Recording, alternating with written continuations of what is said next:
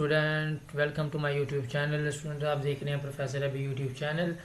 Student, आज की इस वीडियो में मैंने यहाँ प्रॉब्लम लेके हैं जिसमें हमने फाइंड करना है basic feasible solution, non degenerate basic feasible solution and optimal basic solution. तो वीडियो शुरू करने से पहले अगर अभी तक आपने मेरे चैनल को सब्सक्राइब नहीं किया तो चैनल को सब्सक्राइब करें, वीडियो को लाइक करें, शेयर करें, कमेंट करें ताकि मज़ीद आने वाली वीडियो आपको आप तक बर वक्त पहुँच सके। तो वीडियो शुरू करने से पहले सबसे पहले हमें पता होना चाहिए कि बेसिक फिजिबल सॉल्यूशन क्या होता है, नॉन डीजेनरेट फिजिबल सॉल्यूशन क्या होते हैं, ऑप्टिमल बेसिक सॉल्यूशन क्या होता है। तो क्वेश्चन को शुरू करने से पहले इन चीज़ों का पता होना चाहिए। तो सबसे पहले इनकी डेफिनेशन को पढ़ते हैं, फिर बाकायदा देखेंगे कि बेसिक फिजिबल सॉल्यूशन की डेफिनेशन क्या होती है। इसको डेफिनेशन को सीखने के बाद इंशाल्लाह बाकायदा हम क्वेश्चन का आगाज़ करेंगे। तो डेफिनेशन को पढ़ते हैं। A basic solution which is also feasible, जो बेसिक सॉल्यूशन है वो फिजिबल भी होगा, ठीक है, is called basic feasible solution. ठीक है, इधर तक तो उसने बताया कि बेसिक फिजिबल सॉल्यूशन क्या होता है, वो आगे बताएगा इन अदर वर्ड में। तो इससे पहले मैं आपको एक चीज़ बता दूं कि बेसिक सॉल्यूशन क्या होता है। ठीक है, बेसिक सॉल्यूशन ये होता है कि अगर हमारे पास 3 अननोन वेरिएबल्स हैं, एक को 0 पुट करें और बाकी 2 की वैल्यूज फाइंड कर लें। ठीक है, यहाँ अगर 2 वेरिएबल्स हैं आपके पास अननोन, एक को 0 पुट करें, दूसरे की वैल्यू फाइंड कर ले। अगर जिसको 0 पुट करेंगे वो हमारे पास होगा नॉन बेसिक वेरिएबल, और उसी की मदद से जब हम दूसरे वाले वेरिएबल्स की वैल्यूज फाइंड करते हैं वो हमारे पास कहलाएगा बेसिक सोल्यूशन। ठीक है, जिसको 0 पुट किया वो नॉन बेसिक, जिसकी उसकी मदद से जो हमारे पास सोल्यूशन आया दूसरे वेरिएबल का वो हमारे पास कहलाएगा बेसिक सोल्यूशन। ठीक है, अब हम देखेंगे बेसिक फिजिबल क्या होता है। अब कहता है कि basic solution which is also feasible is called basic feasible. In other word, if in a basic solution on all the basic variables are non-negative, यानी हमारे पास जो भी बेसिक सोल्यूशन है सारे बेसिक वेरिएबल्स की हेल्प से वो हमारे पास क्या कहलाएगा, वो नॉन नेगेटिव होनी चाहिए। अगर वो नॉन नेगेटिव है तो then it is a basic feasible solution. ठीक है, यानी कि हमारे पास जितने भी बेसिक सोल्यूशन आएंगे ना, अगर वो नॉन नेगेटिव होंगे तो हमें वो कहलाएगा बेसिक फिजिबल सोल्यूशन। अब नॉन नेगेटिव मैंने पिछली वीडियो में बताया था आपको। नॉन नेगेटिव क्या होता है, यानी कि 0 और पॉजिटिव को हम कहते हैं कि नॉन नेगेटिव। ठीक है, यानी कि 0 हो और पॉजिटिव वैल्यूज हो उसे बोलेंगे नॉन नेगेटिव। अगर हमारे पास बेसिक सोल्यूशन नॉन नेगेटिव हो तो हम उसे बोलेंगे basic feasible solution, otherwise it is an infeasible, otherwise वो इनफिजिबल कहलाएगा। ठीक है, तो ये नीचे वो लिखा है बेसिक सोल्यूशन 0 और positive, then it is then basic solution called basic feasible. ठीक है, नॉन नेगेटिव 0 पॉजिटिव एक ही बात है। तो आ गया डीजेनरेट और नॉन डीजेनरेट आ गया। In a basic feasible solution at least one of the basic variable is 0, यानी कि हमारे पास जो बेसिक सॉल्यूशन होंगे, ठीक है, बेसिक वेरिएबल से जो सॉल्यूशन हमारे पास आएंगे वो हमारे पास क्या होने चाहिए, कम से कम एक जो है ना वो 0 होना चाहिए। At least one of the basic variable 0, अगर एक 0 है तो वो डीजेनरेट कहलाएगा, degenerate basic feasible solution. And if none of the basic variable 0, अगर कोई भी 0 ना हो तो फिर वो क्या कहलाएगा, we get a non degenerate basic feasible solution. ठीक है, ये हो गया। अगर एक 0 हो तो हमारे पास डीजेनरेट, अगर कोई भी 0 ना हो तो हमारे पास कहलाएगा non degenerate basic feasible solution. ठीक है, लेकिन एक बात नोटिस करनी है आपने, ये किधर से डेफिनेशन स्टार्ट हो रही है, बेसिक फिजिबल सॉल्यूशन की। इधर हमारे पास स्टार्ट किधर से हो रहा था, बेसिक सॉल्यूशन को, यानी कि बेसिक सॉल्यूशन को लेके हमने चेक करना है कि बेसिक फिजिबल है या नहीं है। इधर क्या था कि हमने बेसिक फिजिबल सॉल्यूशन को लेके हमने देखना है कि नॉन डीजेनरेट या डीजेनरेट बेसिक फिजिबल सॉल्यूशन कौन से होते हैं। ठीक है, तो ये चीज़ें थी, उनको आपने बस याद रखना है। अब बाकायदा देखो हमारे पास एक क्वेश्चन है, मैक्सिमाइज करना है हमारे पास। ये ऑब्जेक्टिव फंक्शन है z is equal to x1 plus 3x2 plus 3x3 subjected to the constraints. ये हमारे पास कंस्ट्रेंट्स हैं, x1 plus 2x2 plus 3x3 is equal to 4, 2x1 plus 3x2 plus 5x3 is equal to 7। तो ये हमारे पास constraints हैं। तो also find the basic solution find करेंगे and basic feasible solution, non degenerate basic feasible solution और optimal basic solution find करेंगे। तो सबसे पहले हमारे पास जो 2 कंस्ट्रेंट्स थे उनको हमने इक्वेशन 1 और इक्वेशन 2 का नाम दे दिया। इसमें हम देखेंगे कि नंबर ऑफ अननोन वेरिएबल्स कितने हैं, 3 अननोन वेरिएबल्स हैं, x1 x2 और x3। ठीक है, इसको स्मॉल n से डिनोट कर दिया, n is equal to 3। And number of equation कितनी है, 2, तो उसको m से डिनोट कर दिया। ठीक है, इनका डिफरेंस क्या है, हमारे पास जो स्मॉल n था वो हमारे पास नंबर ऑफ वेरिएबल्स थे, अननोन वेरिएबल्स थे, और m था हमारे पास नंबर ऑफ इक्वेशन। तो नंबर ऑफ अननोन वेरिएबल से माइनस की नंबर ऑफ इक्वेशन तो हमारे पास इक्वल टू 1 आ जाता है। यानी कि हम क्या करेंगे कि एक अननोन वेरिएबल्स को इक्वल टू 0 पुट करेंगे। ठीक है, we put 1 constraint is 0।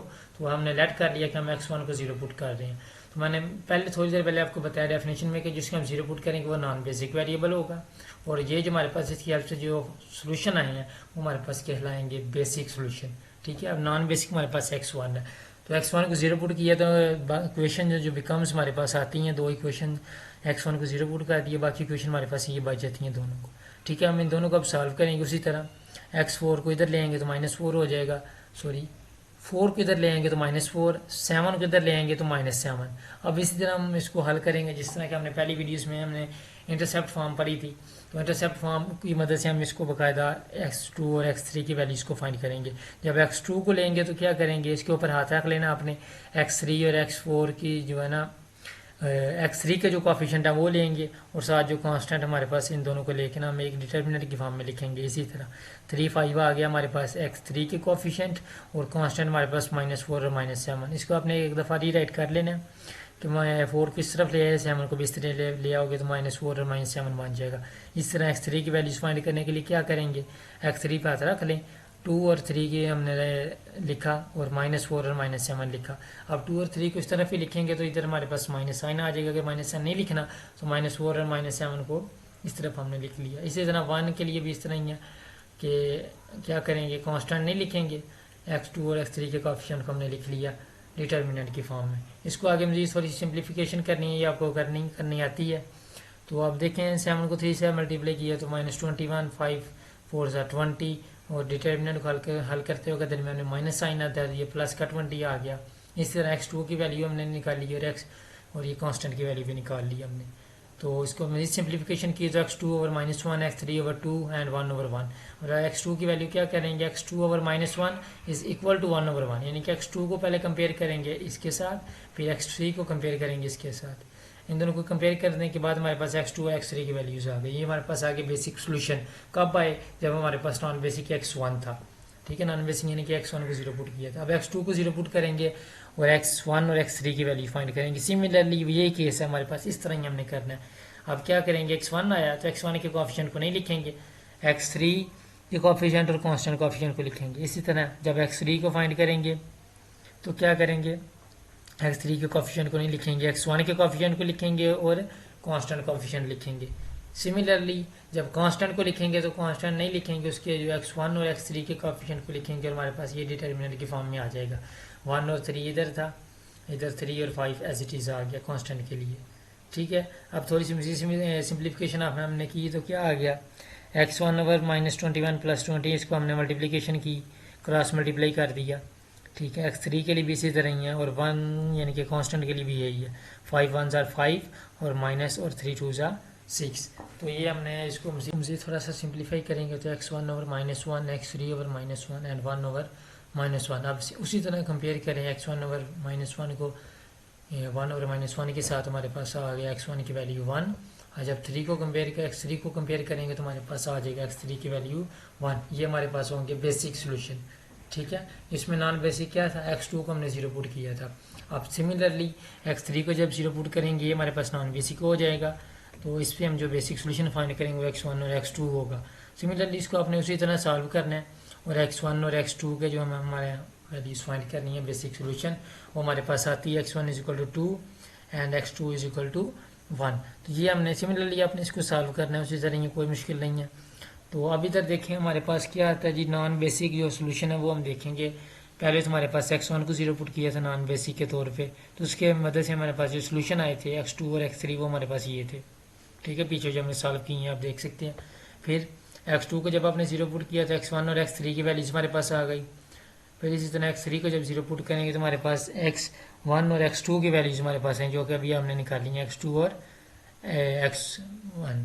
x2 की वैल्यू हमारे पास 1 है और x1 की वैल्यू 2 है, ये हमने एज इट इज़ लिख दी। ठीक है, अब हमने बताना है कि बेसिक फिजिबल कौन से हैं, नॉन बेसिक कौन से हैं। ठीक है, बेसिक इनफिजिबल कौन से हैं, ये सारी चीज़ें डिस्कस करेंगे। अब ये देखें हमारे पास ये जो सोल्यूशन है ये हमारे पास फिजिबल है या नहीं है, ये हमने बताना है। अब इसी तरह जब के डेफिनेशन हमने पहले पढ़ी है वो डेफिनेशन को रिवाइज कर देता हूँ। अगर हमारे पास बेसिक सोल्यूशन जो हैं वो क्या हो जाएं कि नॉन नेगेटिव हों तो वो कहलाता है बेसिक फिजिबल। अब ये देखो ये नॉन नेगेटिव तो नहीं है ना, यानी कि नॉन नेगेटिव से मुराद है कि जीरो और पॉजिटिव हों, ठीक है जी, ना ये जीरो है ना ये पॉजिटिव है, तो क्या मतलब हुआ, यानी कि ये दोनों जो हमारे पास क्या है जी बेसिक फिजिबल नहीं होंगे। बेसिक फिजिबल के लिए नॉन नेगेटिव होने चाहिए, तो ये बेसिक फिजिबल नहीं है। अगर बेसिक फिजिबल नहीं है तो हमारे पास ये क्या होंगे, बेसिक इनफिजिबल होंगे, ठीक है। अब दूसरे में देखें, इधर हमारे पास ये देखो ना, बेसिक फिजिबल के लिए क्या होना चाहिए, जीरो और पॉजिटिव, यानी कि नॉन नेगेटिव। अब ये जीरो तो नहीं है लेकिन पॉजिटिव तो है ना, इस वजह से ये हमारे पास बेसिक फिजिबल कहलाएंगे, ठीक है। इधर भी वही है, जीरो और पॉजिटिव होने चाहिए, तो ये हमारे पास पॉजिटिव है, तो ये भी हमारे पास बेसिक फिजिबल कहलाएंगे, ठीक है। अगर ये दोनों बेसिक फिजिबल हैं तो ये हमारे पास क्या कहलाएंगे, इनफिजिबल तो नहीं होंगे, ये दोनों इनफिजिबल नहीं है। अब हम बात करते हैं कि डीजनरेट की।